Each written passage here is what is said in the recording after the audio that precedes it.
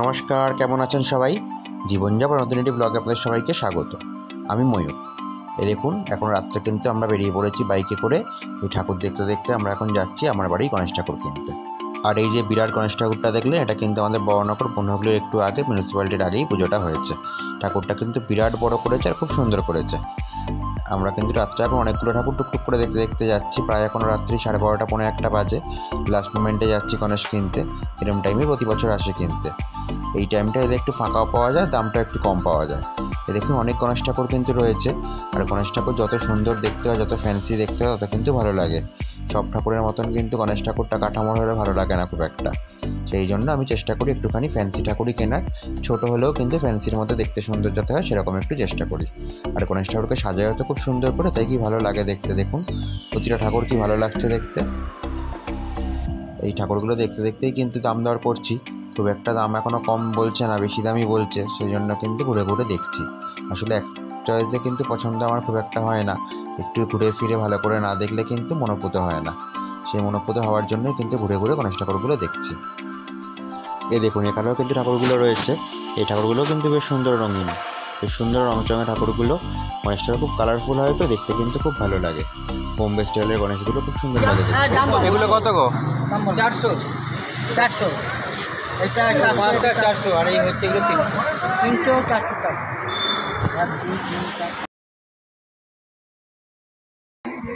এটা ভালো লাগছে, এটা অন্য স্টাইলে না? এটা ভালো লাগছে, অন্য স্টাইলে। কালার কম্বিনেশন অনেক ভালো। কি দাম আছে এগুলো? 180 টাকা। আর পেছনে এটা তোমার এতের মাটির নাকি?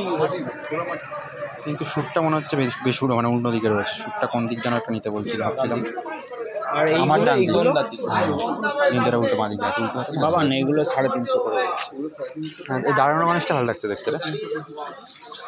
আর এখান থেকেই নেবো। আগেবার এই হাতে আগেবারও নিয়েছিলাম।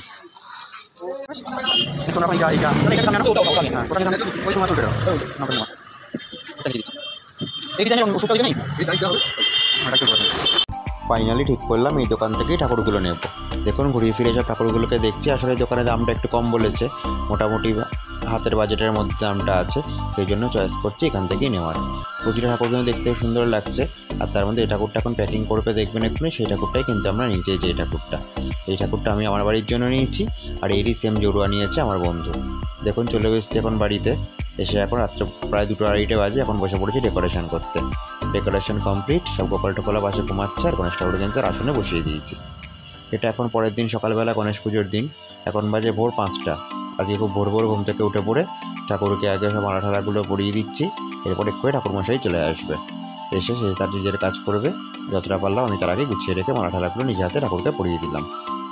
আসলে গণেশ ঠাকুরকে বা যে কোনো ঠাকুরকে নিজে হাতে মালা পরাতে কিন্তু খুব ভালো লাগে। পুজোর কাজ নিজে হাতে করতে বা নিজে ঠাকুরকে নিজের মতন করে পুজো করতে কিন্তু খুব ভালো লাগে। আসলে আমরা তো ব্রাহ্মণ নই, যার জন্য যেহেতু পৈতে নেই, সেই জন্য সব পুজো নিজে হাতে করতে পারি না। সেইটা কিন্তু আমার বড্ড বড় আফসোস। সব কিছুতে সে ব্রাহ্মণ খুঁজে পাও বা ব্রাহ্মণকে ডাকো, তাকে দিয়ে করাও, সেটার থেকে কিন্তু নিজে হাতে করার একটা আলাদাই সুখ শান্তি আছে। কিন্তু সেটার থেকে আমি বঞ্চিত, কিছু করার নেই। আমাদের সমাজের যে নিয়ম সেটা মেনেই আমাদের চলতে হয়। ব্যস্ত দেখুন, বলতে বলতে ঠাকুরমশাই এসে গেছে। ও এসে কিন্তু এখন আগে গোপাল, শালগ্রাম, শিলা, নারায়ণ এদেরকে কিন্তু পঞ্চামৃত দিয়ে স্নান করে অভিষেক করিয়ে নিচ্ছে। নিত্যদিনের যে কাজগুলো আর কি, সেই সব কাজগুলো কিন্তু আগে সেরে নিয়ে তারপর পুজোর দিকে যাবে। দেখুন, প্রতিটা গোপালকে কিন্তু ভালো করে দুধ, দই, ঘি, মধু আর গঙ্গা জল দিয়ে স্নান টান করিয়ে রেডি করিয়ে দিচ্ছে। এই দেখুন, সবাইকে রেডি করে বসিয়ে দিয়েছে। আর এখানে কিন্তু এখনও আস্তে আস্তে গণেশ পুজোর জন্য ঘর ঠটগুলো রেডি করে নিচ্ছে।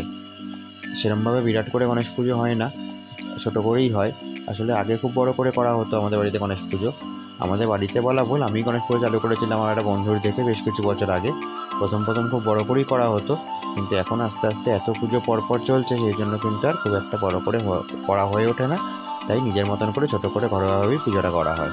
ঠাকুরকে একটু ফুল মিষ্টি এনে দেওয়া হয়, একটা ঘট বসানো হয়। এই করেই কিন্তু গণেশ পুজোটা নিজের মতন করেই করা হয়। ব্যাস, ঠাকুরমশাই ঘরটাও বসিয়ে দিল। এবার কিন্তু তার পুজো আরম্ভ করে দিচ্ছে।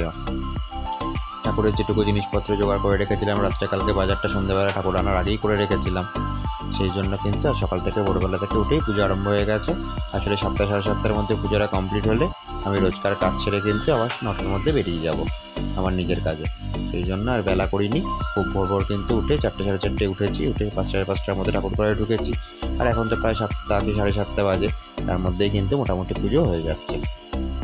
আসলে এই গণেশ পুজো এলো মানেই কিন্তু মোটামুটি পুজোর সিজন আরম্ভ হয়ে গেল। এই গণেশ পুজো দিয়ে শুরু।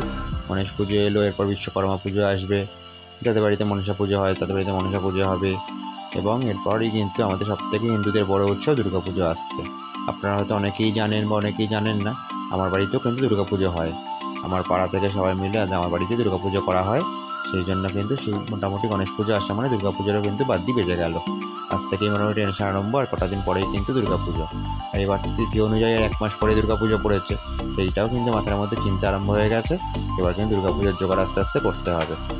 বাড়িতে দুর্গা পুজো করতে হওয়া মানে তো বুঝতেই পারছেন, বিরাট একটা ঝক্কির ব্যাপার। সব দিক দিয়েই, যেমন পুজোর জোগাড়, বাজার দোকান করা, তেমনি টাকা পয়সা অ্যারেঞ্জমেন্ট করা, সব কিছু নিয়েই কিন্তু বিরাট একটা ঝুঁকির ব্যাপার। তো সেটা কিন্তু যথেষ্ট টেনশন মাথায় নিয়েই করতে হয়। তবে হ্যাঁ, এইটা ঠিক, প্রতি বছর কিন্তু মায়ের নিজের জোগাড় মা নিজেই করে নেন। আর এই দেখুন, আপনাদেরকে দেখাই, এই যে ছোট্ট গণেশটা দেখতে পাচ্ছেন, আর জুম করি, এই যে এই ছোট্ট গণেশটা দেখছেন, এটা কিন্তু আমার বাড়ির 12 মাসের গণেশ। সিংহাসনে রেখে কিন্তু এই গণেশটাকেই পুজো করা হয়। আর যে মূর্তিটি পুজো হচ্ছে সেটা কিন্তু আলমারির মাথায় রেখে দেওয়া হয়। আমার গাছে আজ সুন্দর একটা জবা ফুল দিয়েছে, বেশ বড়, তাই জন্য গাছ থেকে তুলে নিয়ে ফুলটা ঠাকুরের পায়ে দিয়ে দিলাম। সকালবেলা দেখলাম ফুটেছে জবা ফুলটা। হ্যাঁ, তো যেটা বলছিলাম, বিগত কিছু বছর ধরে দুর্গা পুজোতে খুব টালমাটাল চলছে আমার।